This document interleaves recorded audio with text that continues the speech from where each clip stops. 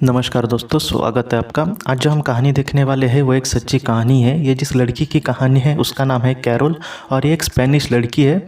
इसके साथ ये हुआ था दोस्तों कि अब तक जिसने इसने जो भी किया था या फिर उसके जीवन में कुछ ना कुछ बुरा ही घटता रहा। जिसके वो करीब गई वो कुछ उसको इस दुनिया से चला जाता रहता था।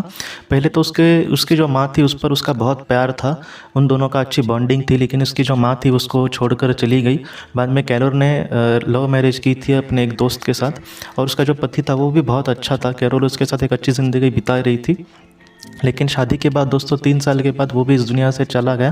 कैरोल पूरी तरह से टूट गई क्योंकि उसको ये पता था कि अब फिर से वो किसी के साथ शादी नहीं कर सकती, क्योंकि वो अब घबराने लगी थी कि वो किसके भी करीब जाएगी तो वो इस दुनिया से चला जाएगा और पूरी तरह से दुखी थी इन सारी चीज़ों के लिए।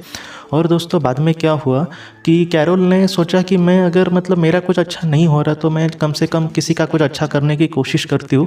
कैरोल की आर्थिक परिस्थिति अच्छी थी, वो एक बहुत ही बड़ी कंपनी में CEO थी। तो बाद में कैरोल ने ये किया दोस्तों कि एक खुद के फंड से या फिर गवर्नमेंट की थोड़ी सी मदद लेकर उसने एक अपना चैरिटेबल ट्रस्ट खोला और वहाँ पे कुछ बच्चों को शिक्षा या फिर जो एकदम जो विकलांग बच्चे होते हैं, जो गरीब बच्चे होते हैं, उनको अपने हिसाब से उसने कुछ टीचर्स को हायर करके उनको शिक्षा देने की कोशिश की और वो भी फ्री में। गवर्नमेंट ने भी उसकी बहुत मदद की इस काम के लिए। और कैरोल अपने काम से दोस्तों बहुत खुश थी और अपने हिसाब से वो ज़िंदगी जी रही थी। बाद में कैरोल को ये पता चला कि अगर आपको मन की शांति चाहिए तो कहीं ना कहीं आप ध्यान करने की कोशिश करना। तो कैरोल कहती है कि उसने 1-2 साल रेगुलर ध्यान किया, लेकिन एक दिन दोस्तों रेगुलर ध्यान करते समय वो सुबह उठकर 5 बजे ध्यान करती थी। तो एक दिन कुछ अलग हुआ। जब वो ध्यान कर रही थी तब उसने ये देखा कि उसका जो आत्मा है वो कहीं ना कहीं शरीर से ऊपर जा रही है। उसने ये देखा कि उसका शरीर नीचे है और वो ऊपर ऊपर जा रही है। ऊपर जाते समय दोस्तों उसने ये देखा कि एक अलग ही दुनिया में वो पहुंच गई है। कैरोल ये कहती है कि जैसे हम आसमान में पहुंच जाए और चारों तरफ बादल हो, वैसा एक बहुत ही सुंदर क्षण था। वो पल इतना सुंदर था, इतना अच्छा अनुभव था कि कैरोल कहती है कि बहुत अच्छा लग रहा था, जैसे मैं बादलों के बीच तैर रही हूँ और ऐसे वक्त में मैं नीचे भी नहीं गिर रही और ज़रा भी डर नहीं लग रहा इन सारी चीज़ों का। तो कैरोल बहुत खुश थी। ऐसे वक्त में दोस्तों उसके सामने 2 छवियाँ आई। वो छवि थी, एक थी उसके हस्बैंड की और दूसरी उसकी माँ की, और वो उसको देखकर हंस रहे थे। देखिए दोस्तों, मैंने पहले भी कहा था कि टेलीपैथी के जो संदेश होते हैं वो दिखते नहीं, लेकिन जितना शब्द हमारे पास इतने जिस गंभीरता से या फिर जिस स्ट्रांगता से आते नहीं, उतना मजबूती से वो टेलीपैथी के संदेश होते हैं। कैरोल को उन दोनों ने कहीं ना कहीं एक ऐसे संदेश भेजे कि तुम जो भी काम कर रही हो उससे हम बहुत खुश हैं और तुम अपनी जीवन में बहुत ही अच्छी राह पर बढ़ रही हो। और कैरोल को ये दोस्तों सुनकर बहुत ही खुशी हुई। आप सोचिए कि आप जीवन में कहीं ना कहीं कुछ कर रहे हैं, आपको पता नहीं कि आप कितना अच्छा कर रहे हैं। ऐसे वक्त में आप जिनसे सबसे ज़्यादा प्यार करते हैं वो अगर आपसे कहे कि वो आप पर खुश है तो कितनी बड़ी बात हुई। तो कैरोल इन सारी चीज़ों से बहुत खुश हो गई और उसने कहा कि हाँ, मैं अपने जीवन में जितना हो सके ऐसा ही करने की कोशिश करूँगी। और इसके बाद कैरोल की माँ ने उससे ये कहा कि तुम्हारे आगे के जीवन के लिए हम ज़रूर तुम्हें मदद करने की कोशिश करेंगे, तुम जरा भी चिंता मत करना, फिलहाल जिस तुम राह पर चल रही हो बहुत ही अच्छे से चल रही हो। और इतना कह के दोस्तों वो वहाँ से कहीं ना कहीं एक लुप्त हो गए। और उसके हस्बैंड की भी आखिरी की जो हंसी थी दोस्तों, कैरोल ये कहती है कि वो देखकर मुझे इतना अच्छा लगा कि ऐसा नहीं लगा कि वो मुझे छोड़कर चले गए, ऐसा लगा कि कहीं ना कहीं वो मेरे साथ हमेशा है। और उसके बाद कैरोल ये कहती है कि बाद में वो अचानक उसका ध्यान खुल गया। और उस दिन दोस्तों कहीं ना कहीं कैरोल ये कह रही थी कि जैसे किसी का हाथ मेरे सिर पर है और मैं बहुत ही खुशी से अपनी ज़िंदगी जी रही थी।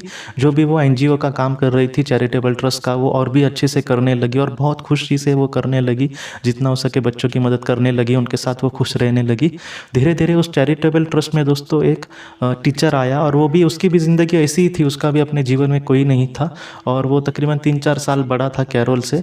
और धीरे धीरे कैरोल की उसके साथ दोस्ती हो गई और उन दोनों को ये पता चला कि सच्चा जो सुख है वो कहीं ना कहीं इंसानियत में है। जो जिनको हम मदद कर सकते हैं उनकी अगर हम अपने हिसाब से मदद कर सके तो उसमें जो सच्ची खुशी है वो वो सबसे बड़ी खुशी है, ये उन दोनों को पता चला।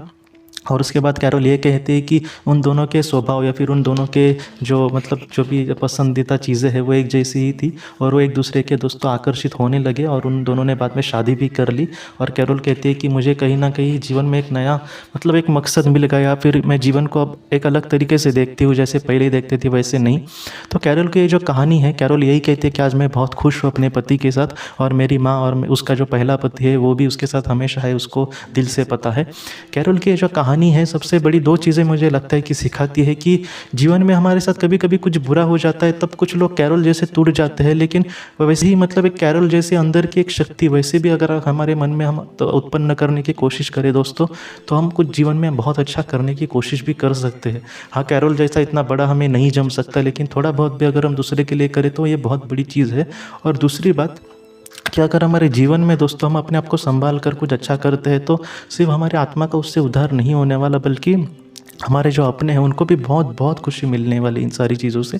तो ये जो 2 मतलब मुझे लगता है कि ये 2 जो अनुभव है वो बहुत बड़े हैं। और कहीं न कहीं तीसरा जो अनुभव है वो भी बहुत बड़ा मुझे लगता है कि हमारे जो अपने हैं वो कहीं न कहीं हमेशा हमारे साथ होते हैं।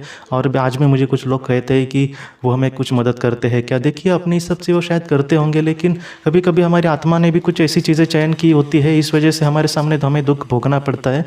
हाल ही में कुछ ऐसे भी लोग होते हैं जो कहते हैं कि ये सारी बातें कितनी सच है, क्योंकि हमें तो हमारे जो करीबी है वो सपने में नहीं दिखाई देते। मैं आपको दिल से कहता हूँ दोस्तों, जो टेंशन में रहता है, एकदम दिन भर उसी में सोच में रहता है, रोता रहता है, तो ऐसे लोगों को बहुत मुश्किल है देखना। क्यों? क्योंकि मैंने पहले भी कहा था कि जो शांत हृदय का इंसान है, या फिर जो रेगुलर ध्यान करता है, मेडिटेशन करता है, तो या फिर जो प्राणायाम वगैरह करते हैं, इनका थोड़ा सा अंतर्मन धीरे धीरे जागरूक हो जाता है, तो हम उस परे की दुनिया से थोड़ा सा कनेक्ट हो पाएंगे। वो भी करके 100% हमारे सामने आएगा कि नहीं पता, लेकिन हम कोशिश कर सकते हैं। लेकिन कैरोल जैसे बहुत सारे लोगों ने अपने लोगों के अनुभव कहे हैं। ये तो बाहर के तो जाने दो, लेकिन हमारे सब्सक्राइबर परिवार के ही कितने लोगों ने मुझे अनुभव कहे हैं। देखिए दोस्तों, 1-2 इंसान कुछ झूठ बोल सकते हैं, लेकिन हम सारे लोगों को ये बोले कि मुझे नहीं दिखता मतलब ये भी झूठ बोल रहा है, ऐसा नहीं होता। सारे अनुभव सारे लोगों को नहीं हो सकते। मैंने पहले भी कहा है कि अगर आपको ऐसे अनुभव चाहिए तो जितना हो सके रेगुलर ध्यान करने की कोशिश करनी होगी। हम 2-3 दिन करेंगे, मेरा भी बहुत बार ऐसा होता है कि 2-3 दिन करेंगे, बाद में कुछ नया टेंशन आया हमारे संसार का, तो हम फिर से मतलब उन सारी चीज़ों में डूब जाते हैं।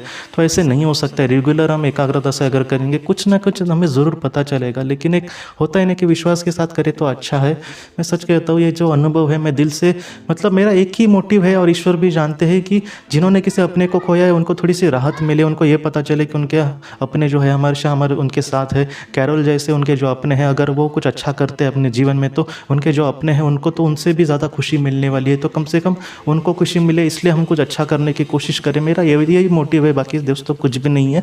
और ईश्वर जानते हैं कि मैं कितना जितना सच्चा हूँ या फिर कितना झूठा हूँ, जितना मेरे दिल में है मैं जितना हो सके हमेशा लोगों के लिए करने की कोशिश करूँगा। तो दोस्तों, ये जो कैरोल की कहानी है वो हमें यही सिखाती है कि जीवन में हमारे जो दुख है उसमें हम अगर डूबे हैं तो जितना हो सके हम समाज में कुछ अच्छा करते हैं, ऐसा कुछ करते हैं जिससे हमारे दिल को सुकून मिलता है। तो हमारे जो अपने हैं वो भी हमेशा हमारे साथ होते हैं, और हम कुछ समाज के लिए अच्छा करते हैं निस्वार्थ रीति से, तो उनको भी बहुत इन सारी चीज़ों से खुशी मिलती है। तो ये जो संदेश है, इसको लेकर हम बहुत ही अच्छे से जीवन में आगे बढ़ने की कोशिश कर सकते हैं दोस्तों। तो दोस्तों, आज की इस भाग को लेकर अगर आपके कोई भी सवाल हो तो आप ज़रूर पूछें, जितना हो सके मैं उसका आपको जवाब देने की कोशिश करूँगा। हम अपनी अगली वीडियो में मिलते हैं। आप अपने परिवार का ख्याल रखना। आपका बहुत बहुत धन्यवाद। ज़िंदगी की रोशनी ये संस्था ऐसे लोगों के लिए काम करती है जिन्होंने किसी अपने को खोया है, या फिर जो लोग अपनी ज़िंदगी में बहुत ही ज़्यादा दुखी है। जो लोग इस संस्था से जुड़ते हैं उनको तकरीबन 50 किताबें भेजी जाएगी उनके व्हाट्सएप पर या फिर ईमेल पर। ये किताबें आत्मलोक या फिर मौत के बाद हमारे साथ क्या होता है, इन सारी चीज़ों की आपको पूरी तरह से जानकारी देगी। और इसके साथ साथ आपको एक पास्ट लाइफ रिग्रेशन थेरेपी की ऑडियो भी भेजी जाएगी। इस ऑडियो की मदद से आप घर बैठे अपनी पास्ट लाइफ रिग्रेशन करने की कोशिश कर सकते हो। बहुत लोग पास्ट लाइफ रिग्रेशन थेरेपिस्ट के पास किसी कारण के वश नहीं जा सकते, तो ऐसे लोगों के लिए मदद के लिए ये ऑडियो तैयार की गई है। तो आप ज़रूर इस संस्था से जुड़े। इस संस्था से जुड़ने के लिए सामने जो व्हाट्सएप का नंबर दिया है, आप कृपया उस पर संपर्क करें। आपका बहुत बहुत शुक्रिया।